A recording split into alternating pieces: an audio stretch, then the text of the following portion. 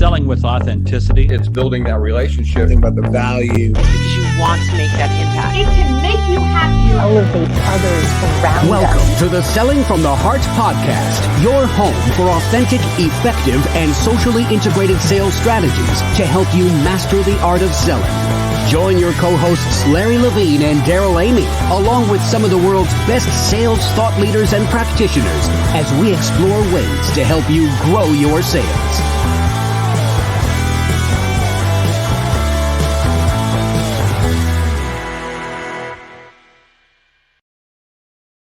Hello and welcome back to the Selling from the Heart podcast. Your co-host Daryl Amy here today with Larry Levine. What's going on, Larry? Hey, you're pointing in the right direction. It's a pleasure. It's always good to see you, by the way, Daryl. It's great to see you as well. And right now the heat is on. We're in the middle of summer. August is here.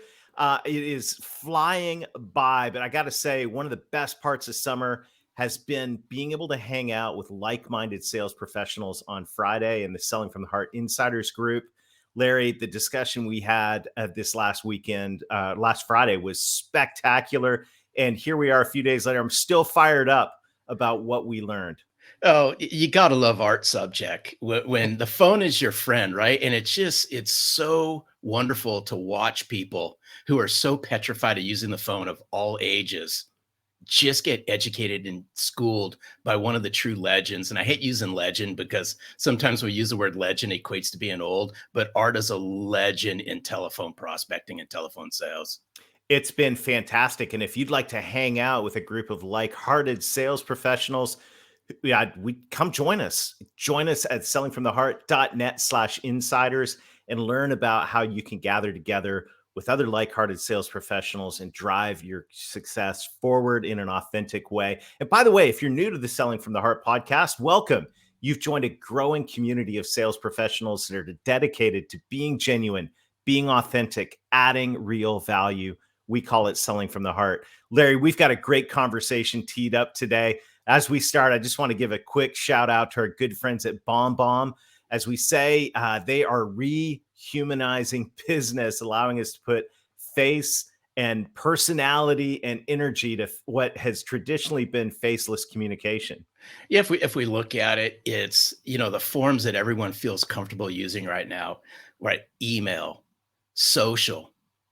Let's just put our face behind this, bring our personality to life, bring some passion behind it, and send a video message to your clients, to your future clients. Heck, send a video message to me before you send one to Daryl, though.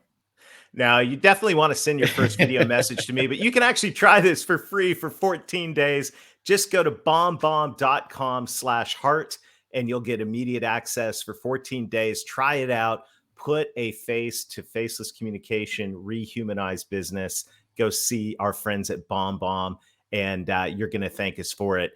Larry, we've got a fun conversation teed up today. I think I've heard we are going to we're going to poke the bear. We're going to get a little bit of a velvet slap. So we're going to learn about all of that. Why don't you introduce our friend Jeremy and let's dive in. Hey, first of all, I love just real quick before we're talking about velvet slap, I'm big on iron fist velvet glove. So we're going to have a great conversation with our guest, Jeremy Miner. We're talking about a second ago, Daryl, you talked about, adding real value. Jeremy adds real value. I've enjoyed getting to know Jeremy. Our paths crossed through the social platforms. I've been honored to be a guest on his podcast. We're going to talk about things that, Jeremy might say it's poking the bear. I call it professionally being direct, but I think it's things that need to be said in today's world when it comes to how do we communicate with buyers who are skeptical. So Jeremy Miner, welcome to Selling from the Heart. I'm not afraid to poke the bear for sure. So thanks for having me on your show. It's an honor. And, we've got Daryl from Arkansas close to me and Larry all the way out in LA. I'm out in LA quite a bit. So grateful to be on here with you guys. Yeah. And that's not lower Arkansas for some people, right? Absolutely. Hey, I was born there. That's right, Larry. You're outnumbered today. It's all good. You're outnumbered, Larry. Oh man, we're gonna have a blast today, Jeremy. And the question though that every guest on the Selling from the Heart podcast answers, and that is, what does it mean to you to sell from the heart? Well, I think it's something that you just said when you introduced the BombBomb videos, which I've never heard about. I think that's a great idea. I think selling from the heart means to humanize the sales process, to actually be a human when you're communicating with your potential prospects, and really learning how to detach yourself from the expectations of making the sale and instead focus on whether there's an actual sale to be made in the first place. Can you actually solve this prospect's problem? So in my mind, that's what selling from the heart really means. It's Jeremy. It's so good. I just want to key in on a word that you just said real quickly, and we can peel this back just for a little bit. Is you brought the word humanize to the forefront. Yeah. So I'm going to flip this around. I'm going to add a DE in front of that. Why do you think that so many people in sales have dehumanized the sales process? I'm just curious. Well, I don't think it's actually their fault. I think it's the fault of sales trainers that have been telling them certain things that just ain't true anymore, right? You don't know what you don't know, right? So if you don't know what you don't know and somebody tells you who you think is an expert what to do, you just think it's the gospel and you just go out and try to do it, even though it might not really work that well anymore or serve you well anymore. I think one of the biggest mistakes that salespeople make is, back in the old days, and I don't know if I think it's still being taught. A lot of sales trainers still teach that you got to be really enthusiastic when you're out selling. Now, do I believe that you should be excited about what you sell? Well, of course, right? But you keep that inside. You keep it internal, because the moment you become overly excited externally, just like your shirts on your website say, in your prospect's mind, you now have commission breath, right? Mm-hmm. So when you come across too excited externally, when you're talking to your prospects about what you sell, your prospects typically will do one of two things. And I want everybody to think about this in your own situation when somebody's tried to sell you. You either, if you have an A-type personality, you get very aggressive and defensive and you throw out objections and you just try to get rid of them quick. You slap them around. We're not interested. We don't need it. Price is too high, and boom, you're gone. Or if you're more of a passive personality, you're like, oh, that sounds really good. I'm really interested. Can you send me some information? And I'm going to call you back in a week, a month, a year later, and good luck. They just went MIA. And when you text them, call them, email them, you never hear from them again. Something must have happened. A family murder must have happened in the family, and they got relocated to Montana or something, and they're just gone. They've disappeared. So I think there's all these myths out there that so many salespeople have been taught that just aren't true. What you're saying about enthusiasm is so counterintuitive, but I totally see that. Like, you get excited, and I get excited about things, Jeremy, but you get excited about things at the beginning of a sales process, and then all of a sudden just walls come up. Yeah, it's behavioral science 101. So my degree, even though I dropped out of college with 13 credits left, but my study. Oh man, I know, I got too bored. You're almost at the goal line, Jeremy. I just got too bored. I just, I was just like, let's go do something, make some money. Learn more from buying books in Barnes and Noble and going to events than my professors who've never sold anything.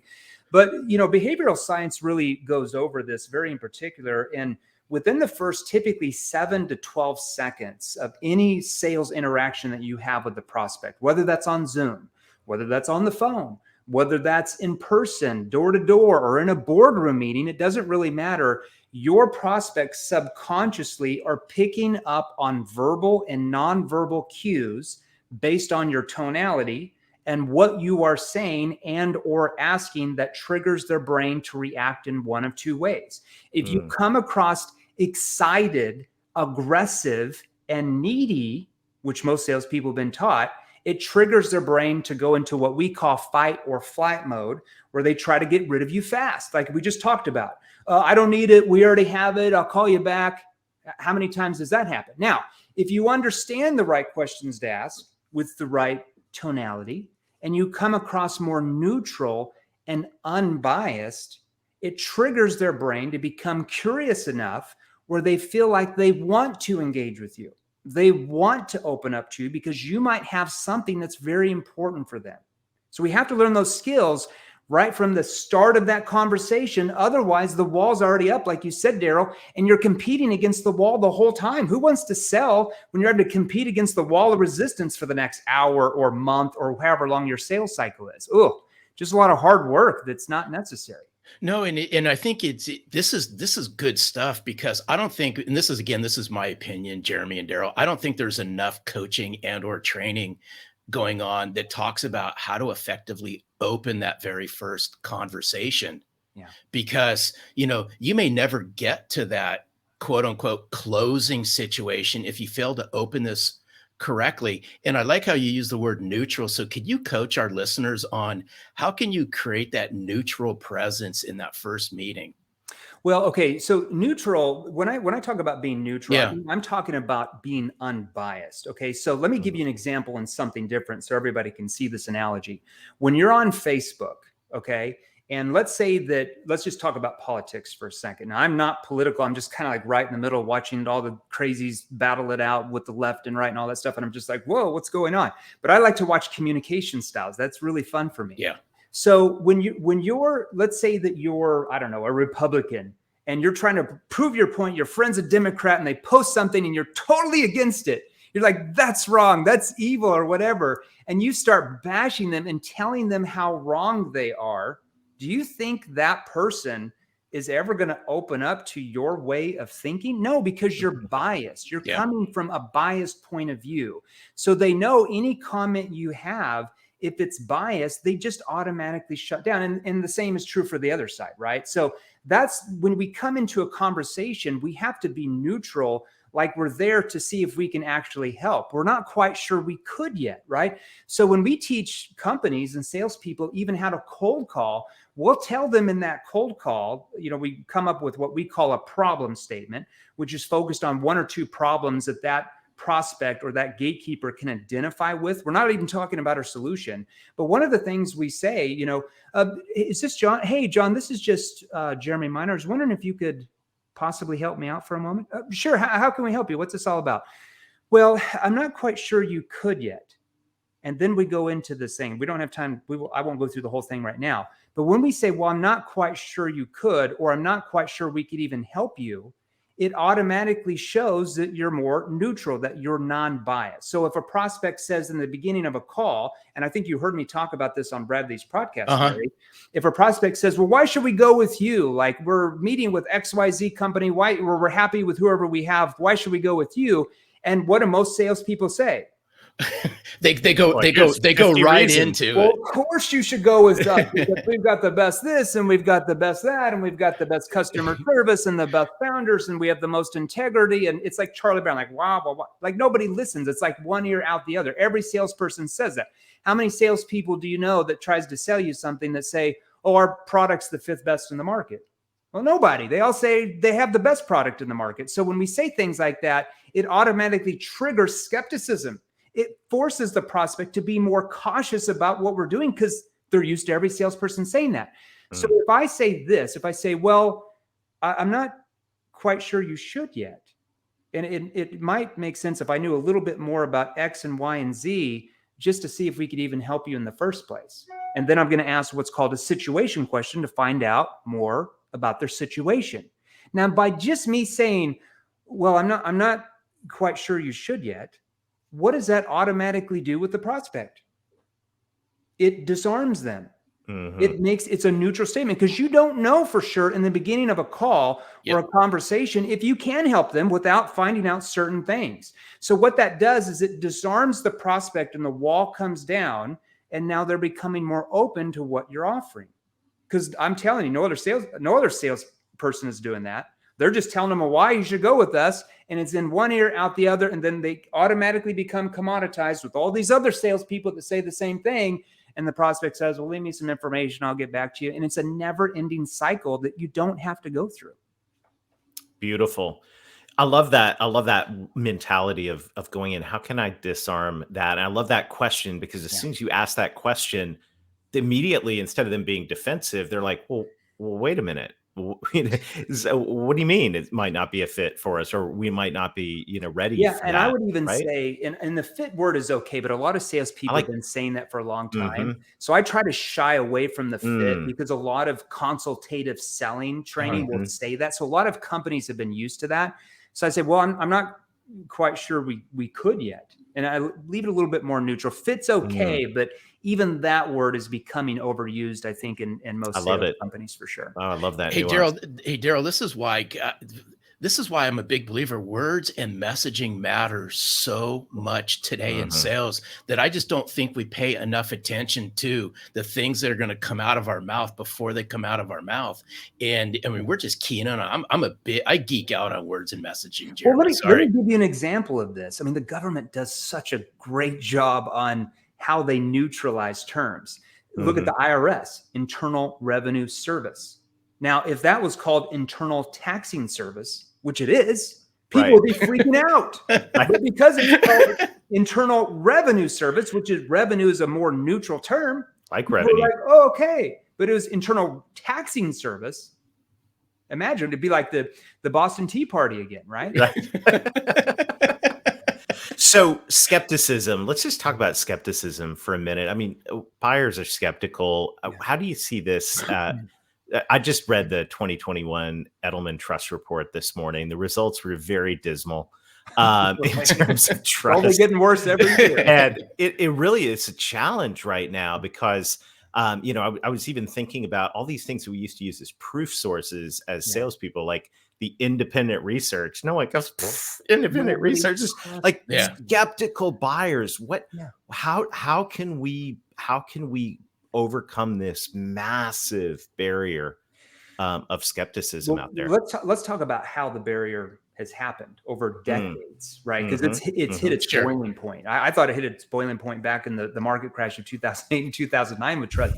It's only getting worse every year. Okay, think about the internet, the power of the internet and social media compared to 20 years ago, which the internet was just brand new, right? There was no social media 20 years ago besides MySpace, maybe, right? Who has a MySpace profile anymore? I don't even think I ever had the time to sign up one.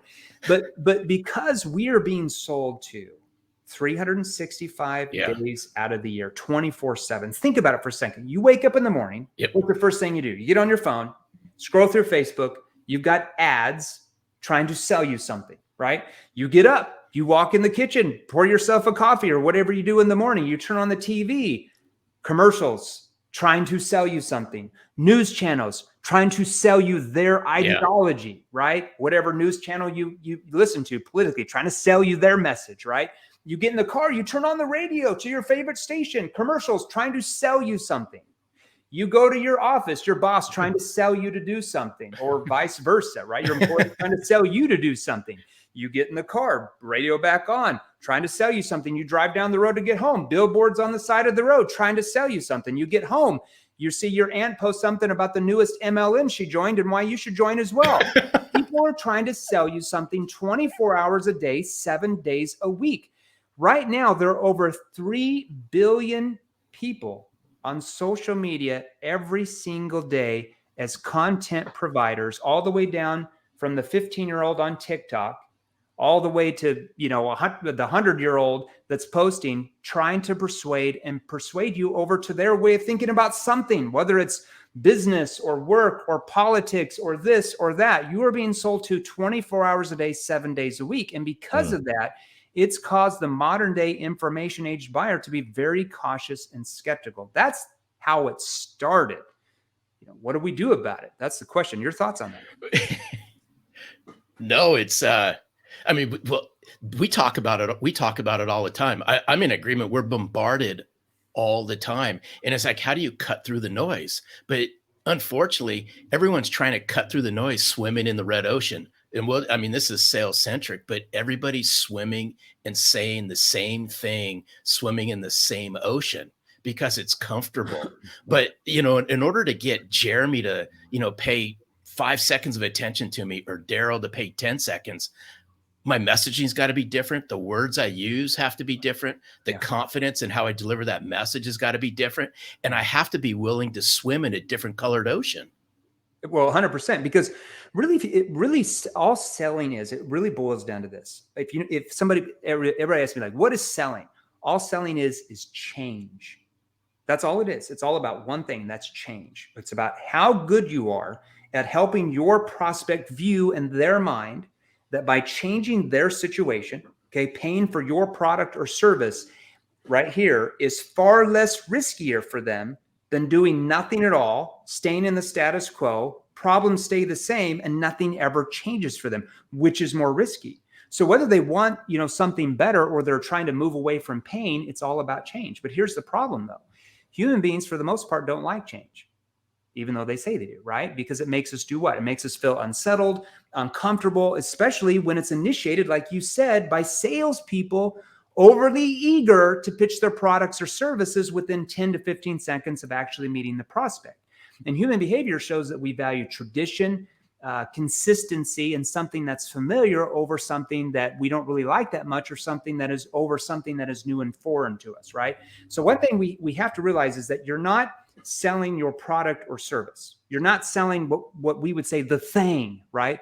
You're selling the results of that thing. You're selling what that thing is going to do for them. If you're a real estate agent selling a new home, you're selling them the results of what that new home is going to do. Maybe they have 5 kids now and they need 5 bedrooms, or maybe they have a neighborhood they live in that there's a lot of crime, so they went into a neighborhood where there's no crime. You're selling them the results of that thing. You're not selling them the thing itself. We have to understand that as salespeople.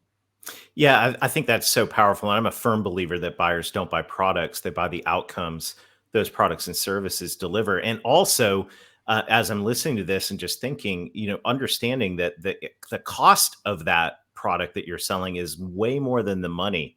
The cost is also the risk.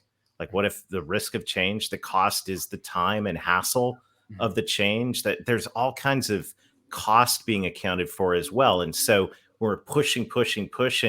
Yeah. It's making everybody nervous, and the cost is way more than the money. And so all of this has got to be couched. Yeah, which is more trust. risky. It's like you said, Daryl. It's about getting your prospect to start thinking results-based thinking rather than price or cost-based thinking. Now, you can't tell them that. You have to ask them certain questions at the right time that allow them to view that in their mind, that it's far more riskier for them to do nothing at all and their problems stay the same than it is to get the money together to solve all these problems that you've helped them see by your questioning to get where they want to go, which is more risky. That's how you help people that are cautious and skeptical overcome that way of thinking. And the more risk, the higher it's interesting, because if you think of not to get too nerdy here, but if you're pricing an investment. Well, you are a nerd, by the way. Thanks, Larry. It's good to be a nerd. Hey, it is good to be a nerd. And I'm glad I found a girl that likes nerds. So it's working out pretty well for me. But if you think about, if you're going to buy an investment, right, you are one investment is in Apple, another investment is in a brand new startup artificial intelligence company that's run out of someone's garage. Which one are you going to demand a higher return from, right? Because one is way, way riskier. Yeah. And the thing about it is, when we don't address this topic of risk inside our sales conversations, we end up looking more like the startup in someone's garage than the Apple. And I think part of the authenticity is clearly in figuring out how we're going to address the risk inside the conversation. Otherwise, status quo is always going to feel like a less risky choice. More risky, right? When you ask your prospect which is more risky with that, what I just did there, people will come back and they'll say, it's more risky if I don't do anything. And that's what you want. You want them to say that, because now they realize in their mind that it's far more risky if they don't purchase what you're offering and stay in the status quo and nothing ever changes. You can ask what we call consequence questions, like, well, what are the possible ramifications here if your company doesn't do anything about solving this and the situation keeps going where it's been? Right? Exactly. It's a consequence question. Hold on. What if you don't do it? Let's say if you sold lead generation service, I'm just throwing something out there. What if you don't do anything about this and your company keeps getting these lower quality leads to their salespeople, and your sales keep stagnating the next 3, 6, even 12 months from now? Right? So now you're asking them, what are the consequences if they don't do anything about that? Now, what that does is it builds urgency in their mind that they need to change, right? Selling is all about change, right? So their urgency in their mind that they need to change now, not I want to think it over. I'm looking around 5 different quotes. If you don't know the right questions that help them build urgency in their mind, that's why you get so many objections at the end of the conversation or the sales cycle, depending on what you sell. Which goes back to the very beginning of our time together. It's why some of this old school techniques, right? I'm an old school guy. That's how I was brought up. But that's why some of these old school techniques just don't work any longer with today's buyer. They don't. And it's becoming worse and worse and worse. It's like, if you're still listening to people who sold a long time ago that haven't changed, right? Because I'm all about change, right? Like if I'm going to see something and I'm like, okay, if I change, I'm going to get a better result than where I'm at now. I'm changing, right? I'm not stuck in my ways where I can't see out of that, right? So first of all, we have to understand human behavior. We have to use techniques that work with human behavior rather than techniques that actually work against it. So it's just like we were talking about using neutral languaging. If I come to the end, whatever I'm selling, and I'm like, okay, Mr. Jones or whatever, just sign the contract here. Well, sign and contract are two negative words that a lot of people just don't like, because a lot of people don't like to be locked in something that they might regret later. But if I just change the wording around to just authorize the agreement, that means the same thing, but it's more of a neutral term. Authorize the agreement rather than sign the contract. Same thing, but far more neutral, and far less people will resist that, because more people are willing to authorize an agreement to solve their problems, get where they want, but people don't like to sign contracts. Yeah, our friend Tom Hopkins would be proud. But I think that mentality, like that mentality, it is interesting, because some of that's old school mentality, but it's saying, how can we take that and take that through the whole sales process? Because I was taught, don't ever say sign the contract. But how do we take that all the way back to the beginning? Right? Because the sale is won or lost at hello. It's not won or lost. Exactly. Try to use do you want the red one or the blue one? Like, they don't just decide there. That's not where the sale is won. And so many people believe that. And that's why, half their conversation with their prospect is presenting back all the wonderful things about their company and the 50 page slide deck where everybody's going to sleep, and then they try to close and wonder why the prospects never get back to them. Instead, the sales really won or lost during the diagnosis part of that conversation, the discovery part, where you're helping them see clearly in their mind what problems they have. Because here's what we all have to understand. This is so important, okay? I always tell people, companies, never sell to needs. You have to sell to problems, because most of your prospects don't know what they need when you first talk to them. They don't know what their problems are. Or maybe they do realize they have a problem, but maybe they don't know how bad the problem really is. Or maybe they don't know the consequences of what will happen if they don't solve the problem. Or maybe through your questioning skills you can learn, you're able to help them not just see one problem they thought they had, but now you're able to help them see 2 or 3 or 4 or 5 other problems they didn't even realize before they had this conversation with you. And when you're able to help them see all of these problems they have and where they're at now, we call that their current state or current situation. Here's where they want to be. I call that their objective state. What's the gap? All these problems that you're questioning has helped them see where they are. And the bigger that gap, because of your questioning skills, the more likely they are to purchase what you're offering. Now, the smaller the gap, because you don't know the right questions, you just ask a few consultative questions, then go into your pitch, the less likely they're going to move, because there's no urgency for them to want to do anything. God, hey, Daryl, this is so good. I have flashes of good old Mark Hunter just floating through my head right now, because he always says, I was listening to what Jeremy was saying. Mark always says, we need to help people see things that they didn't think was achievable outcomes, right? He always loves playing on that, is we just need to help our clients and prospects see things that they didn't think were achievable. I love this conversation. And here, you're exactly right. Now, we can't tell them that, because it'll go in one ear out the other, right? That's biased. We have to ask the right questions that allow them, like you were saying, this Mark Hunter gentleman allows them to see in their mind. Yeah. And when they see it in their mind, well, that's the truth. It's the gospel, and they are moving forward. Exciting. Jeremy, what a great conversation. And thank you so much for sharing time. How can folks learn more and get some more Jeremy? Sure. I mean, you got to get more of Jeremy. I'm pretty boring, but if they want to learn how to sell more, well, yeah, it's kind of neutral. So my wife says, you have no skills in life. Your only skill is training people how to sell more. I'm like, okay, I'll take that. You have no other skills. You can't do this. You can't do that. I can't change a light bulb. I know how to do that, but you know what I mean? Hey, just really quick. Hey, Jeremy, really quick. I just have to throw a funny out there, and then you can let people share some things. I look at your name, Rob, like going, hey, you know what? You could have minored in something in college, but did I? Right. Like you haven't heard that one before? There you go. That was a good one. LA joke, right, Daryl? Total LA joke. Sorry. It went over like a lead balloon. My apologies, but it was flashing through my head. That was a notch below a dad joke. I know. So, Jeremy, how can folks learn more and get a hold of you? Best way to learn more about what we do is your listeners can join our private Facebook group. It's called Sales Revolution.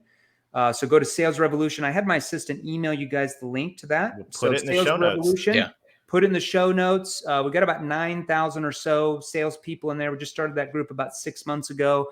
People collaborate. Myself, our CEO, our vice president of sales go live in there about 5 times a week with different tips, different Q&As, different trainings.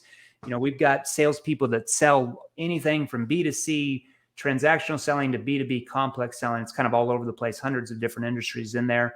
And we give away a lot of, just little snippets of training, give everybody an introduction. And when they join, they'll just answer like a 3-question survey. So we know kind of what industry they're in, what they're looking for out of the group. And right when they join, we tag them and we send them over a free 45-minute training on objection prevention, how to prevent objections from even happening in your prospect's mind. We send it right over to you in Facebook Messenger. So look at your messengers, and that's it. Sales Revolution. salesrevolution.group. Jeremy, thank you so much. You're a kindred spirit, and I really appreciate you sharing time with us today. This is fun. I need to get a shirt like you guys. I like those guys. We have a Hugo Boss shirts in our company. I saw you guys use Under Armour, right? Yeah, we're sponsored by Under Armour. Don't I wish, Jeremy? I want to get some Under Armour now. I like it. Awesome. Well, who to talk to. So, hey, Jeremy, have a super day. We really enjoyed hanging out. Thanks, gentlemen. It was a pleasure. Talk to you soon. Anytime. Larry, what a blast. That was so good. So good. So many practical things to take away from this conversation, but I think one of the most practical is I think it's time for us to take another pass at really paying attention to the words that we use, especially in the opening of our sales conversations. Yeah, and there's a couple different words that just really stood out. Neutralize being one of them, and go into conversations with an unbiased point of view. How many times in sales do we always go in with that biased point of view? They already know, a lot of salespeople already know what they're going to say and so forth. No, right? This is the whole part. We got to bring some curiosity and layer this in there. But how can we bring an unbiased perspective and neutralize some of this? After I was listening to Jeremy at the end, I could listen to Jeremy all day long. First thing that came, was flashing through is, are you that sales neutralizer? Think about that one. Right. Yeah, it's kind of like where you are out in the West Coast. I mean, just a spark can light a fire. You got to be really, really cautious. And I think in today's hyper skeptical, post-trust sales world, it's really, really critical that we pay attention. That we're not sparking a forest fire where we don't want it. Instead, we're opening hearts and minds. So thanks again to our friends at BombBomb. Go to bombbomb.com/heart. Check that out. Try it for free for 14 days. We have got some exciting news coming up here real shortly. We're putting the finishing touches on it. So come back next week and we'll have something really exciting to announce. Larry, any other words of encouragement or wisdom before we sign off today? No, I would just, it's an age-old saying, but I think it just plays out. Opening is the new closing. Sales professionals and sales leaders out there, we have to pay attention to how we open the very first conversation. Conversations do matter. Well, once again, thank you to our friends at BombBomb. Thank you to everyone in the Selling from the Heart community for sharing the podcast. Thank you for leaving a review. It helps us spread the word. And until next time, keep being genuine, keep being authentic, keep adding real value, pay attention to your words, and most of all, sell from the heart.